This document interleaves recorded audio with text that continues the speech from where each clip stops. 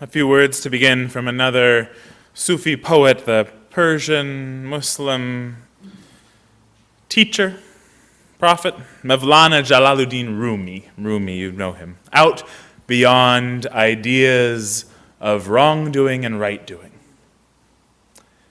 there is a field. I'll meet you there. When the soul lies down in that grass, the world is too full to talk about. Ideas, language, even the phrase each other doesn't make any sense. Have you ever glimpsed or perhaps even visited that field? My experiences of that place have been profoundly inspirational, completely disorienting. For years now, that field has been one of the guiding images of my life. It's probably my soul's greatest longing to live there full time someday. In that field, conflict, whether internal or external, is transformed from an anxiety-producing experience to an opportunity to learn, an opportunity for growth and greater connection, out beyond ideas of right-doing and wrong-doing. There lies a field, I'll meet you there. In Western cultures, at least, I understand that in other cultures this may not be the case, but I can't speak from experience there. I think that we are trained to privilege the analytical mind, right?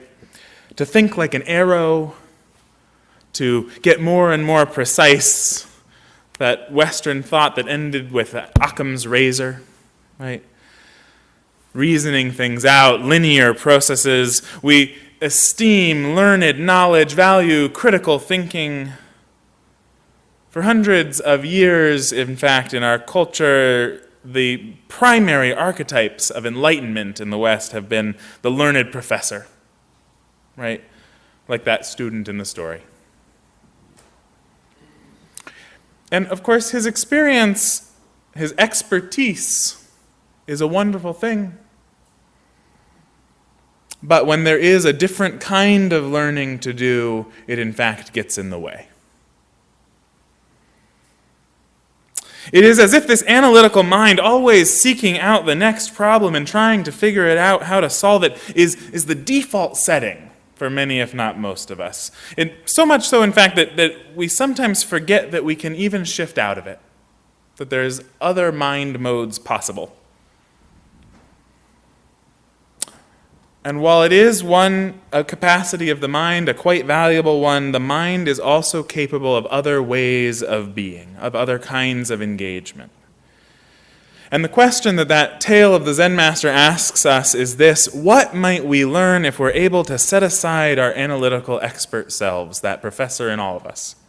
What might happen if we followed another of Rumi's instructions? Sell your cleverness, he wrote. Sell your cleverness and buy bewilderment. When I say spiritual practice, what comes to mind? Is there an image that comes to mind for you? For many people, it is some variation on sitting still and quiet. I know that's my subconscious's gold standard for spiritual practice. Really, I believe that anything that we do regularly with intention to deepen our connection, whether that is deepening our connection internally with ourselves, with one another, in families or in communities, or connecting out with something greater than ourselves, with the world beyond, or the universe, or what some might call God. Anything we do regularly with intention to connect can be a spiritual practice. And I think that all deserves a sermon unto itself, but I just want to lift up that tension between what my subconscious self believes is real spiritual practice. That still, serious, and silent activity. and the reality that spiritual practice can mean so much more than that. But so when I was 20, trying to fulfill my longing to deepen my spiritual life, to do real spiritual practice, I signed up for a 10-day Vipassana meditation retreat. Good reaction. I gathered along with maybe 200 other people at a rustic retreat center in the Yosemite foothills. The sparse vegetation, dry dirt, gray rock surrounding us, they all seemed to reinforce the silence that we had committed to for those 10 days. The days were each the same: 2 simple meals, 6 chimes of the bell, 14 hours of sitting meditation, and 1 blessed hour of Dharma talk in the evening, complete with fabulous Buddhist humor. I had practiced meditation before, but never like this, never immersed for days with nothing to distract, not even a book to read or a journal to write in. And it turned out that without my customary distractions, my mind was not a very enjoyable place to be. As I dutifully practiced the intense and attentive listening that was taught at that center, endlessly bringing my awareness back to the sensations in my body, waves of pain washed through me. Beyond the physical pain of sitting still for hour upon hour, loneliness, sorrow, judgments, and regret, all boiled down in the language of the Dharma teachings to craving and aversion. This is part of the heart of Buddhist teaching, right, of those 4 noble truths, that our suffering comes from our attachments, from craving and aversion. And that listening to them, rather than reacting, simply noticing rather than acting upon them, is the path to equanimity and to be free of suffering. And I am very grateful for this Buddhist wisdom, for the practices of thousands of years of development, of cultivating this state of mind. Breathing mindfully is something that enhances my well-being many moments every day. And I'm grateful for that opportunity to immerse for 10 days, to wrestle in that simple, barren place with my own stuff, my own struggles, we might even say my own demons.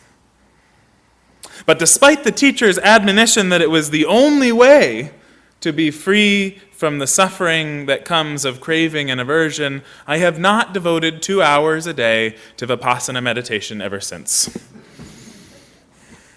Maybe it's just because he said that it was the only way. I'm such a devout Unitarian that just undermined the whole thing. But I just can't believe that sitting meditation or any one practice is the only path to spiritual growth and fulfillment. Right? But I do work rigorously to cultivate what I understand to be the consciousness, the awareness, the state of mind that is taught in Buddhist Dharma. And one of the most helpful practices for me comes actually from an American Jewish psychologist. He's named Marshall Rosenberg. He passed recently, a couple years ago. I know some of you are familiar with this practice.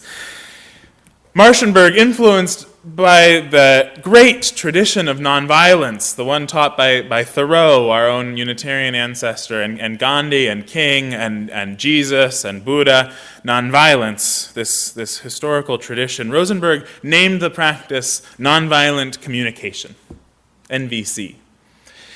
Sometimes today it's known as compassionate communication. And there are many people who teach it in many different ways, and I feel like when I mention it, I have to give a disclaimer, because sometimes people have had the experience of someone using NVC with them. Has anyone had that experience? I see some nods. Yeah. So if you've had that, that's not what I'm talking about. Just assume I'm from a different wing of the school for now.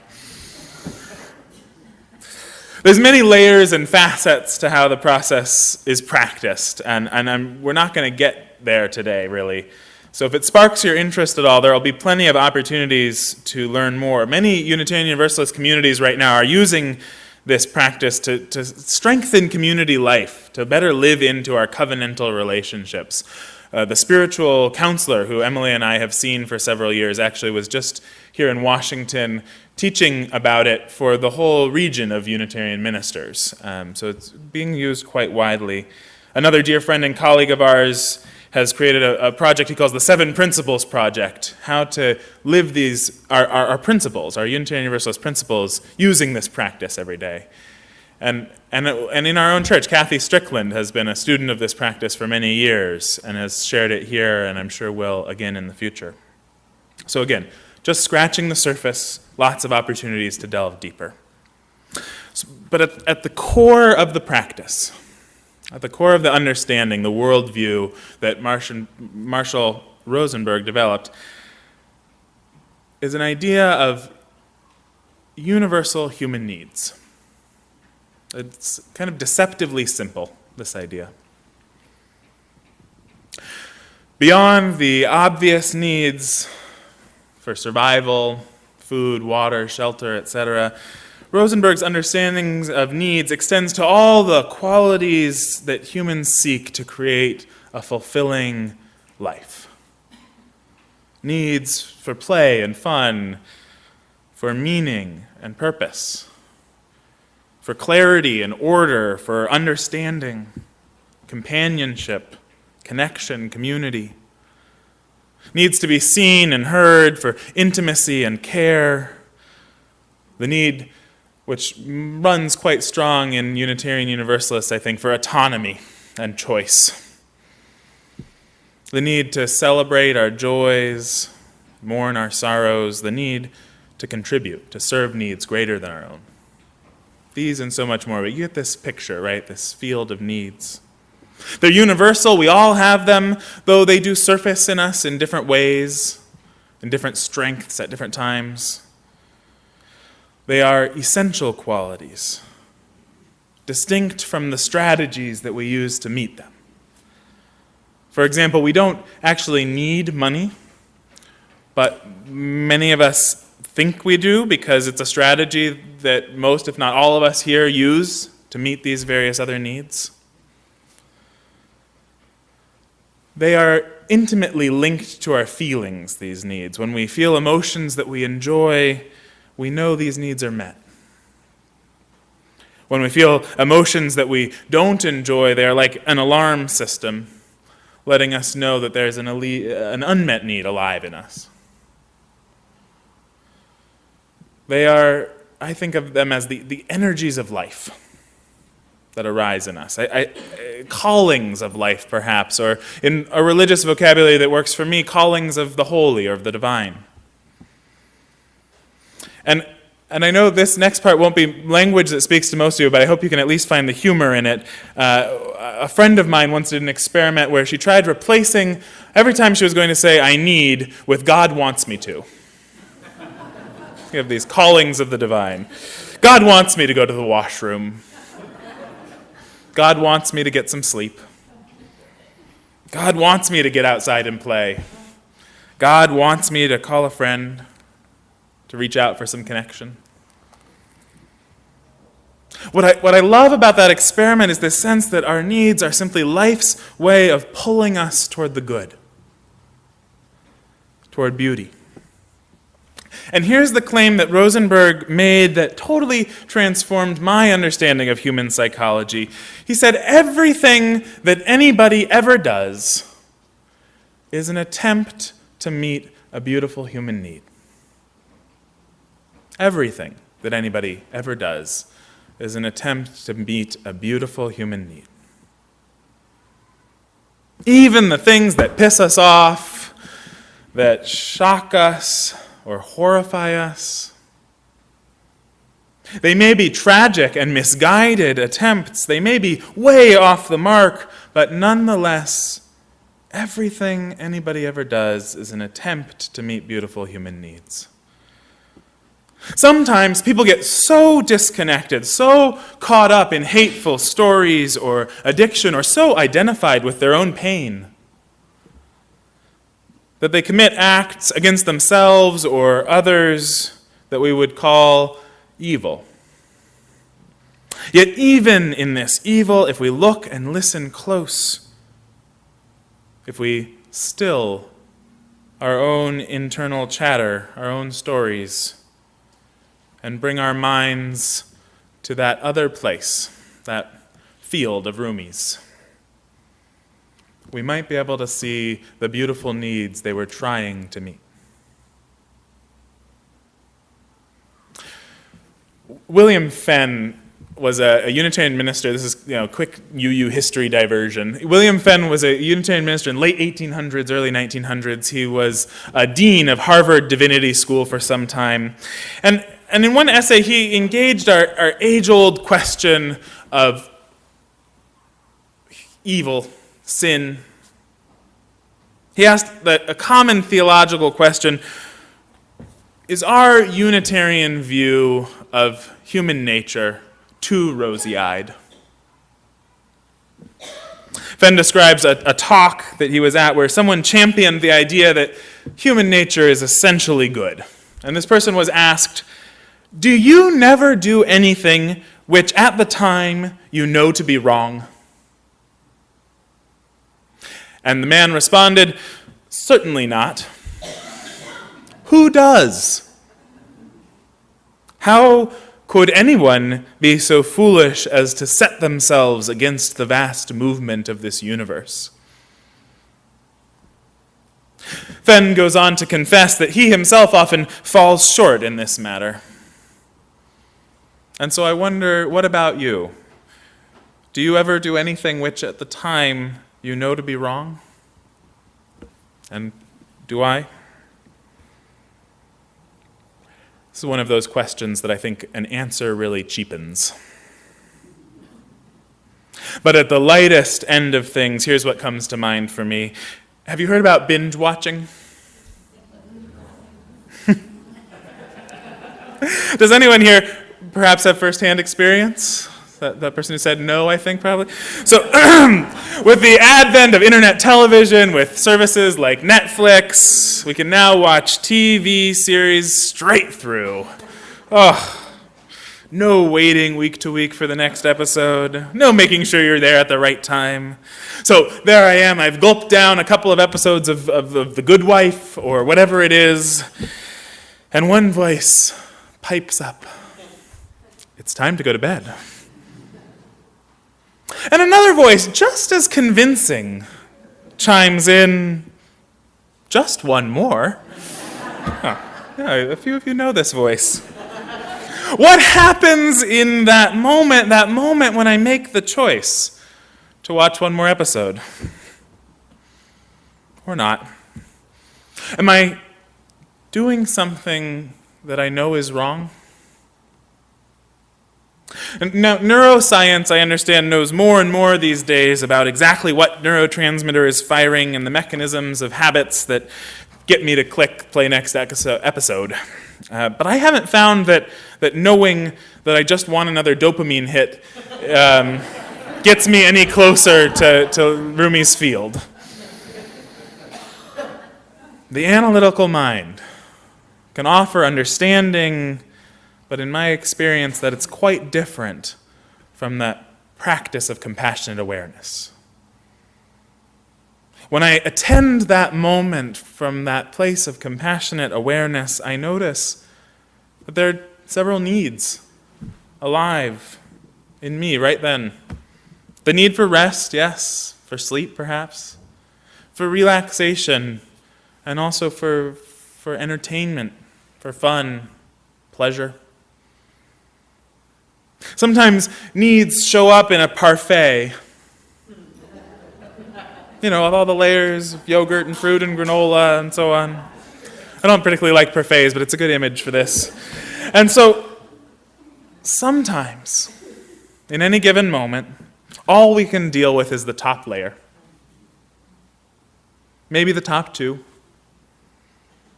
And while that leaves many other needs unmet, it is often the very best we can do. And so I ask you this: what if we are all always doing the best we can? What if we're all doing the best we can to respond to the needs as they arise with what we know, with our energy and resources? One time after preaching about this idea, someone came up to me afterward and told me, I've always had that image of the angel and the devil on the shoulders, trying to listen to the right voice and not the wrong one. But now I'm thinking, maybe it's all angels, just expressing different needs. What if it was all really angels, if we listened closely enough? If you truly believed that you are always doing the best you can, how might that change your inner world, your inner dialogue, your state of mind? How would you speak to yourself if you knew for sure that you were always trying to meet beautiful human needs? And how might that change how you hear another who does something you don't like? And I know what you're all thinking right now. What about Donald Trump?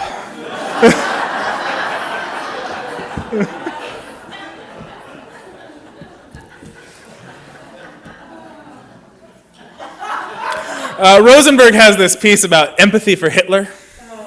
So if you really want to go there, find that one. But I do confess I'm pretty much addicted to news coverage right now.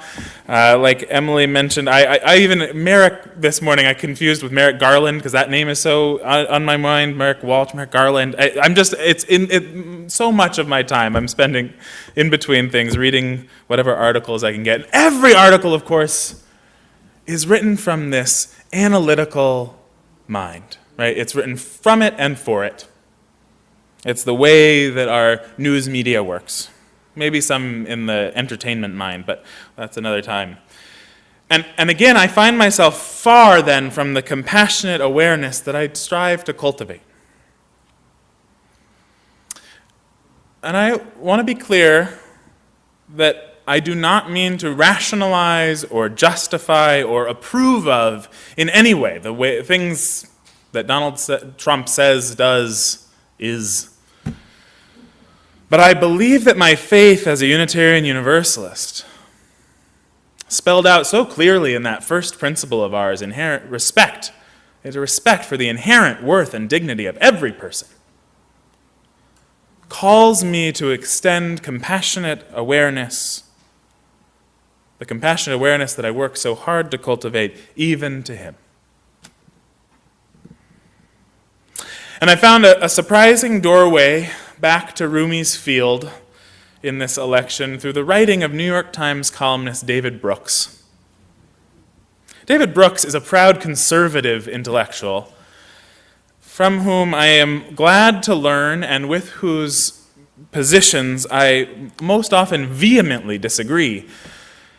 But Brooks has turned to a spiritual lens in this election, and I found his writing quite moving. In a piece a few weeks ago, he wrote about the essential loneliness of Donald Trump.